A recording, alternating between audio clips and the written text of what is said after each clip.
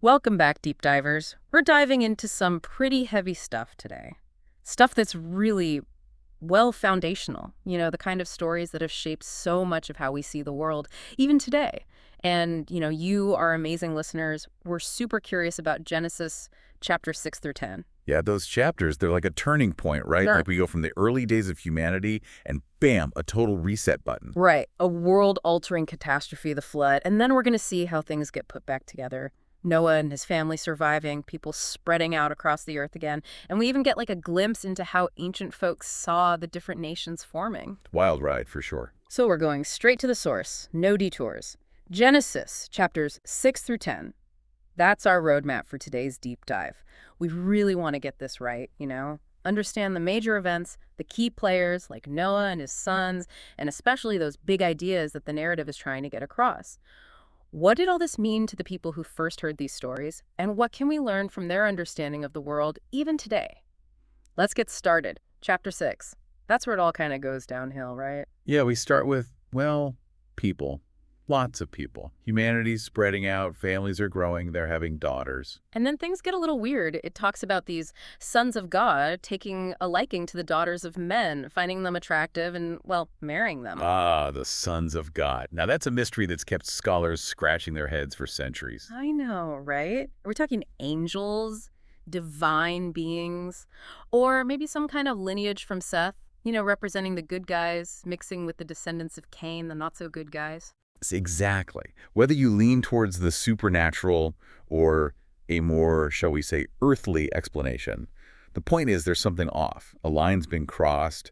This mixing things up, it's like a huge disruption. It sets the stage for, well, the flood. Big time disruption. And then right after that, God lays down the law saying something like, my spirit's not going to put up with this forever. Humans are flesh and blood, and their time is limited, 120 years, tops. A limit on human lifespan. That's a game changer. And then, hold on, we get the giants.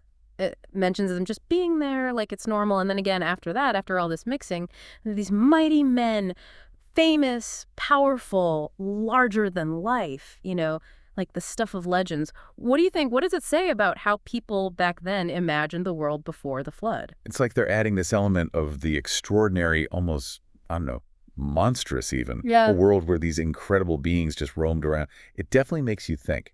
But it wasn't just the giants that got God's attention. It was, well, how bad things had gotten. Morally, I mean. The text doesn't hold back. The wickedness of man was great in the earth, it says. And get this, every imagination of the thoughts of his heart was only evil continually. Talk about a scathing review. It really paints a picture of just utter corruption, doesn't it? And it wasn't just here and there. It was constant. Like the default setting of the human heart was just evil. And God, well, he's not just indifferent, he's genuinely heartbroken. It says, it repented the Lord that he had made man on the earth, and it grieved him at his heart.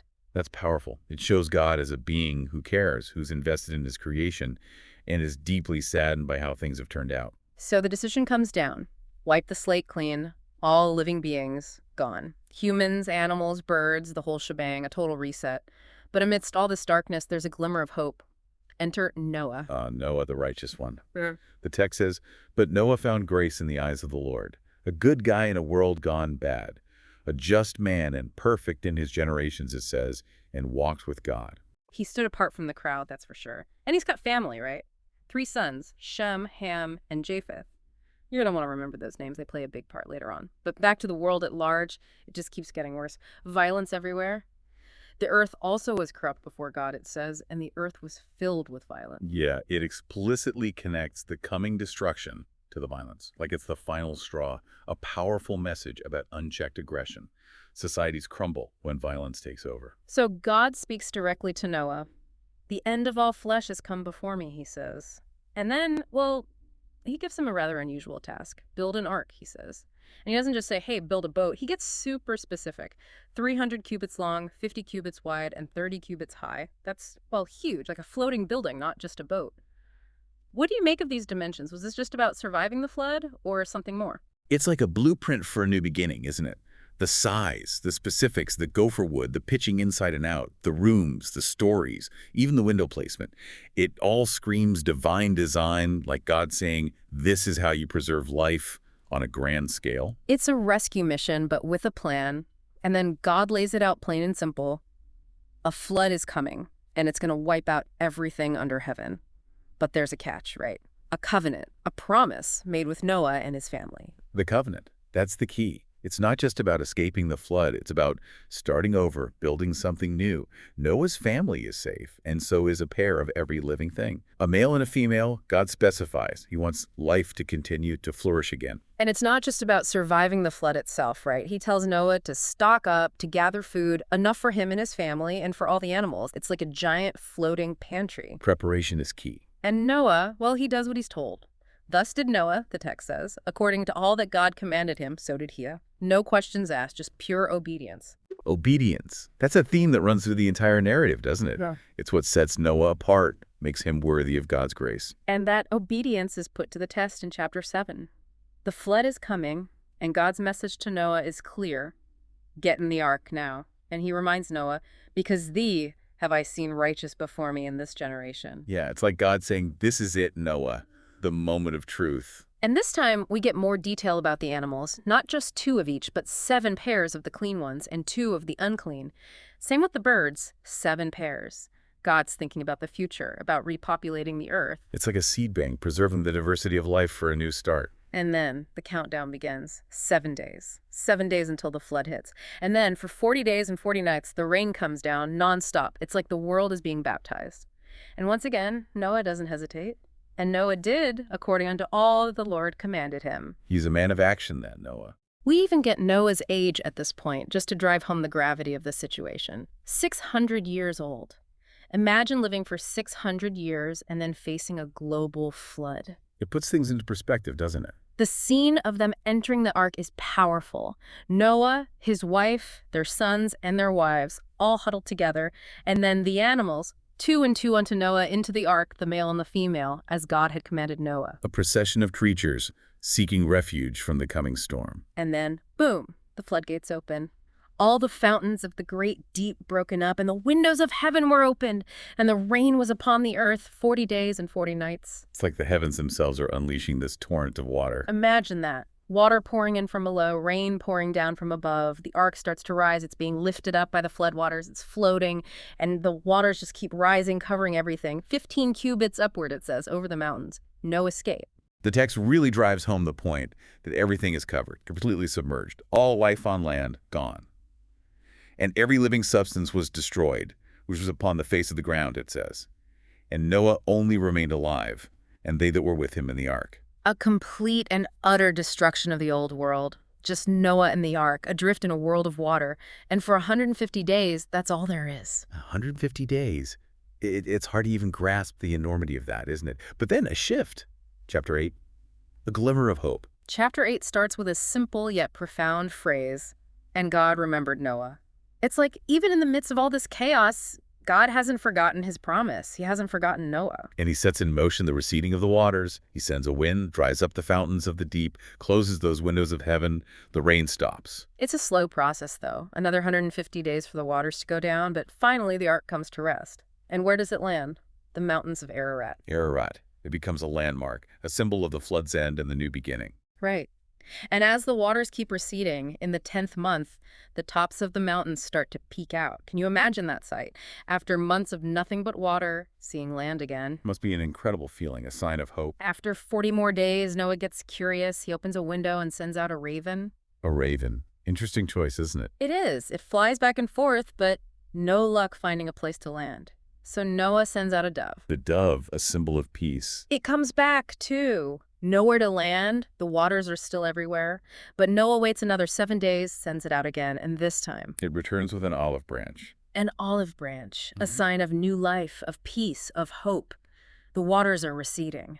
And after another 7 days, Noah sends the dove out again, and this time, it doesn't come back. It's found a new home. It's a powerful image, isn't it? The dove finding dry land, a sign that the world is healing. And finally, in Noah's 601st year, on the first day of the first month, the waters are gone, the earth is dry, a new year, a new beginning. And what does Noah do? He builds an altar. An altar to the Lord, a gesture of gratitude, of thanks for being spared, for being given a second chance. He offers burnt offerings, the best of what he has. And the Lord, well, he's pleased. He smells the sweet savor and makes a promise. He'll never again curse the ground because of humanity, even though he knows the imagination of man's heart is evil from his youth. It's a powerful moment, a recognition of human flaws, yet a commitment to a new way forward. And he goes even further. While the earth remaineth, he says, seed time and harvest and cold and heat and summer and winter and day and night shall not cease. The natural order is restored. The cycle of life continues. It's a promise of stability, of a world that will endure. And that brings us to chapter 9, where God lays down the law, so to speak, establishes a new covenant with Noah and his sons. A covenant that sets the stage for the world to come. Right. First, he blesses them, tells them to be fruitful and multiply, fill the earth with life again. But there's a change in the relationship between humans and animals. From now on, animals will fear humans. A new order is established. Humanity is given dominion over the animal kingdom. And he gives them permission to eat animals, any moving thing that lives. But with a catch, a very specific rule: no eating flesh with its lifeblood still in it. It's a boundary, a line that can't be crossed, a recognition of the sanctity of life, even animal life. And then there's a powerful statement about the value of human life. Whoso sheddeth man's blood, by man shall his blood be shed. For in the image of God made he man. A foundational principle. Human life is sacred because it reflects the image of God. Taking a life has consequences. And just to make sure they get the message, God repeats his command: be fruitful and multiply, fill the earth. It's like he's saying, this is your mission, humanity. Rebuild, repopulate, start over. A fresh start, but with a new set of rules, a new understanding of responsibility. And then comes the big one, the covenant itself. And it's not just with Noah and his descendants, it's with every living creature. I will establish my covenant with you, God says. Neither shall all flesh be cut off any more by the waters of a flood. Neither shall there any more be a flood to destroy the earth. It's a promise of safety, of security. The world will never again be destroyed by a flood. It's a huge relief, a weight lifted off everyone's shoulders. And to seal the deal, to make it official, God gives them a sign, a symbol they can look to, a reminder of his promise, the rainbow. Ah, the rainbow. What a beautiful image. A symbol of hope, of renewal, of God's faithfulness. I do set my bow in the cloud, he says, and it shall be for a token of a covenant between me and the earth. Every time we see a rainbow, it's like God's winking at us saying, remember that promise? I haven't forgotten. It's a powerful reminder. And just to make sure we're all on the same page, the text names Noah's sons again: Shem, Ham, and Japheth. Ham, the father of Canaan, just in case you forgot. And then it says, of them was the whole earth overspread. It's setting the stage for the next chapter, the diversification of humanity. Exactly. But first, a little family drama. Noah plants a vineyard, drinks a little too much wine, and ends up, well, naked in his tent. And Ham, well, he sees his father in this state and tells his brothers. It's a tricky passage, this one. What exactly was Ham's transgression? And why does Noah curse Canaan, Ham's son, instead of Ham himself? Yeah, it sparked a lot of debate. Some say it's about respect, about honoring your parents. Others see it as a foreshadowing of the relationship between the descendants of these brothers, with Canaan being as subservient to Shem and Japheth. It's complex. There's a lot going on there. But whatever the interpretation, it's a reminder that actions have consequences, even within families. Shem and Japheth, on the other hand, they act respectfully. They cover their father's nakedness without looking at him. And Noah, when he wakes up, well, he's not happy with Ham. He curses Canaan, saying he'll be a servant of servants to his brothers. A harsh punishment. It sets up a power dynamic between these lineages that will play out in the stories to come. And then Noah blesses Shem and Japheth. He prophesies that God will enlarge Japheth, that he'll dwell in the tents of Shem, and that Canaan will be their servant.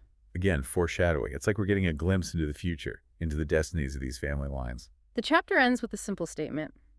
Noah lived another 350 years after the flood, dying at the ripe old age of 950. Quite a life, wouldn't you say? 950 years. That's hard to even imagine. He witnessed the best and worst of humanity, from the pre-flood world to the new beginning after the flood. And now, chapter 10. The grand finale of this section of Genesis, and it's all about genealogy, the table of nations as it's often called, a meticulous tracing of Noah's descendants showing how they spread out across the earth after the flood. It's like an ancient family tree, but on a global scale. And it's really important for understanding how the ancient world saw the origins of different peoples and nations. We start with Japheth's sons, Gomer, Magog, Madai, Javan, all those names. And their descendants spread out, settling in the Isles of the Gentiles, those coastal regions and islands beyond the land of Israel. It's fascinating how these names often correspond to real places and people in the ancient world. It's like a window into history, into the world as they knew it. And then we get Ham's sons, Cush, Mizraim, Put, Canaan, and their descendants are all over the place too, including some famous names like Nimrod. Ah, Nimrod. Mm. The mighty hunter, the builder of cities. He's a legendary figure. And his story is connected to Babel, the city where humanity tried to build a tower to reach heaven.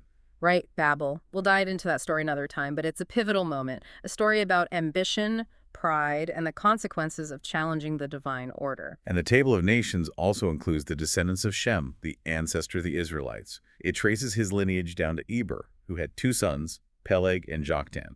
And during Peleg's time, something big happens. The earth is divided. Now, what exactly does that mean? It's been debated for centuries. Some say it's a reference to the Tower of Babel, the scattering of people and the confusion of languages.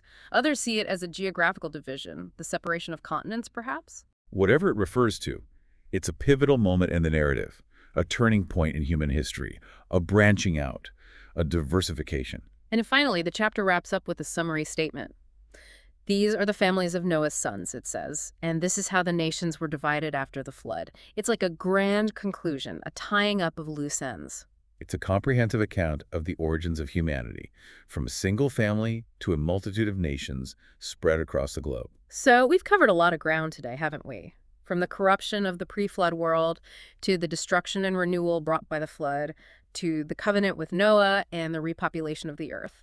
It's a story filled with drama, with hope, with destruction and renewal. And it's packed with those big, enduring questions about humanity's relationship with God, about good and evil, about our place in the world. And what about those giants, right? What was their role? Where did they come from? And those sons of God marrying the daughters of men, what was that all about? And the ark itself, the sheer size of it, the specific instructions, the careful preservation of life, makes you wonder, what does it say about God's plan for humanity, for the future of life on Earth? And then there's the Table of Nations, this incredible attempt to map out the origins of different peoples, to trace our roots back to a single ancestor, Noah. It's a reminder of our shared humanity, despite our differences. So many questions, so much to ponder, and that's what we want you, our listeners, to do. Take these stories, these ancient narratives, and wrestle with them. What resonates with you? What challenges you? What new insights do you glean? That's the beauty of these ancient texts. They keep us thinking, keep us questioning, keep us engaged. They're not just stories from the past, they're stories that continue to speak to us today. So thanks for joining us on this deep dive. We'll see you next time. And until then, keep exploring, keep digging, keep those questions coming. Until next time. Take care.